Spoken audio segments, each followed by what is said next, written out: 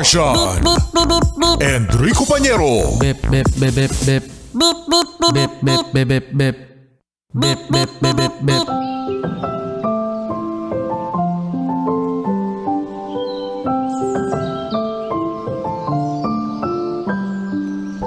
La la la la la la la la la la la.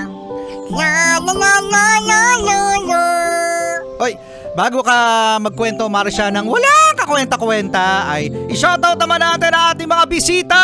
Uy, meron tayo visitor! Oo, nandito ngayon sa booth ng Yes FM. Actually, mga Yes Friend, sa mga nagtatanong po dyan ng mga nakikinig, pwede po kayong bumisita dito sa Yes FM booth alas 8 ng umaga. Okay, bakit po alas 8 ng umaga? Kasi Kasi di pa ako nag-aayos ng before 8 a.m. yan ba? Kasama natin ngayon, yan ang mga taga STI Santa Mesa. Mag-ingay! Wow, ang ingay! Kasama natin, ayan, si Papi Steve. Oy, si Papi Steve. Tapos kasama rin natin, ayan, ang mga butihing mga estudyante na sina Sherlyn at saka si Justin. Hey kids! Let's play!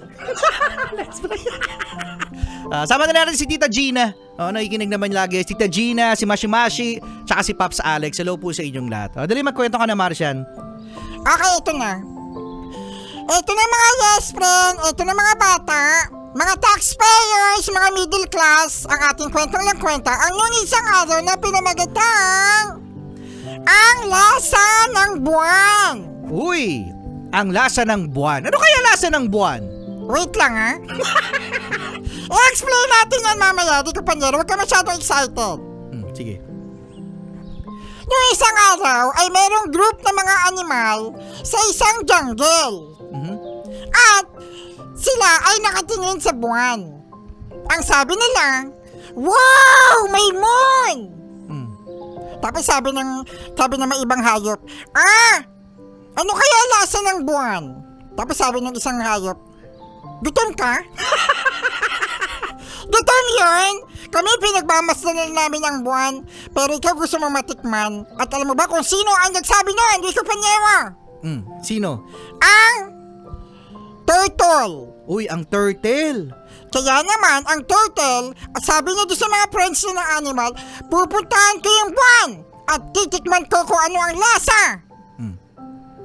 Kaya naman dali-dali, ay hindi pala dali-dali kasi pagong.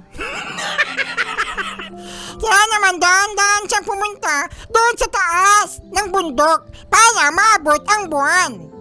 Pero syempre, alam naman natin na maliit ang pagong kaya hindi niya yun naabot. Ngayon mga yes friend, mga bata, mga middle class, ay tumulong ang isang hippopotamus. Sabi ng hippopotamus, sige, halika dito, tungtong ka sa akin. Sabi ng pagong, talaga? Tapos sabi nung hippopotamus, paulit-ulit?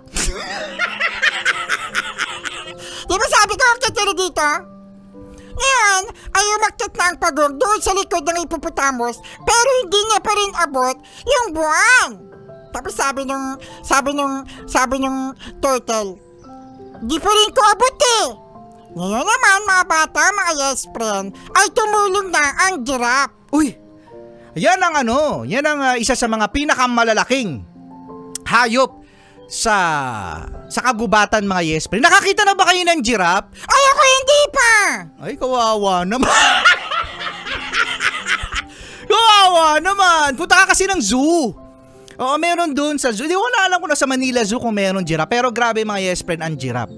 At ngayon, mga yes friend, alam nyo ba na ang giraffe ay kapag natutulog sila ay nakatayo pa rin. Alam mo ba kung bakit, Enrico Pañero? Bakit nakatayo matulog ang mga giraffe? Kasi, majirap.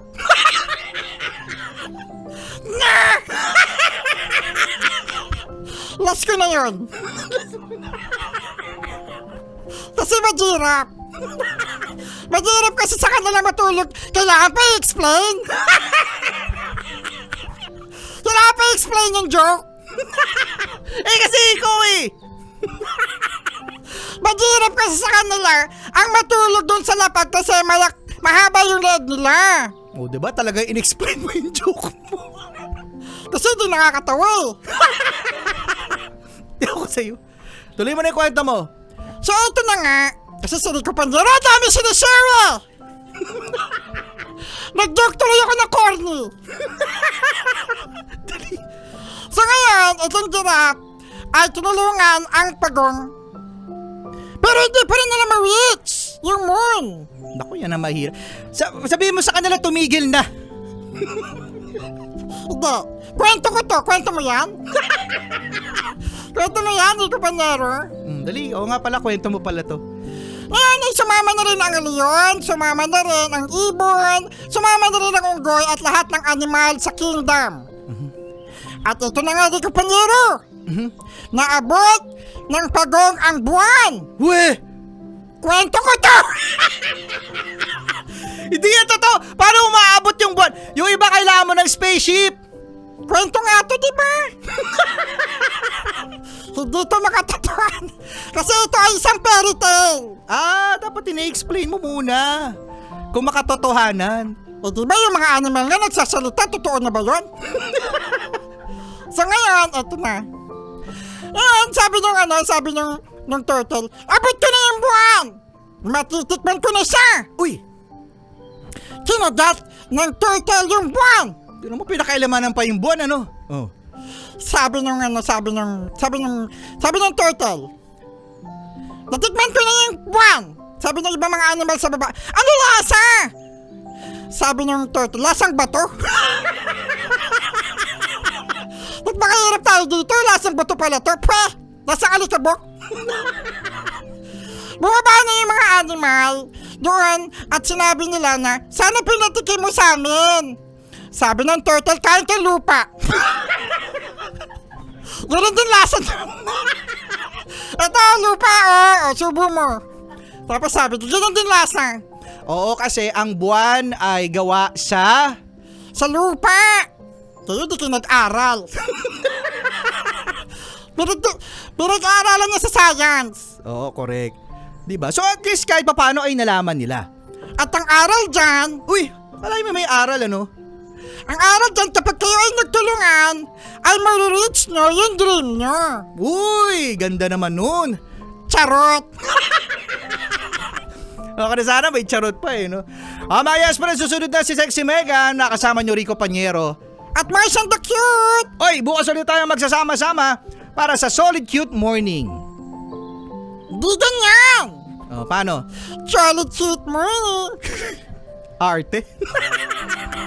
Sexy Megan na para sa Chillax 101 dito sa 101.1 Yes FM. Solid.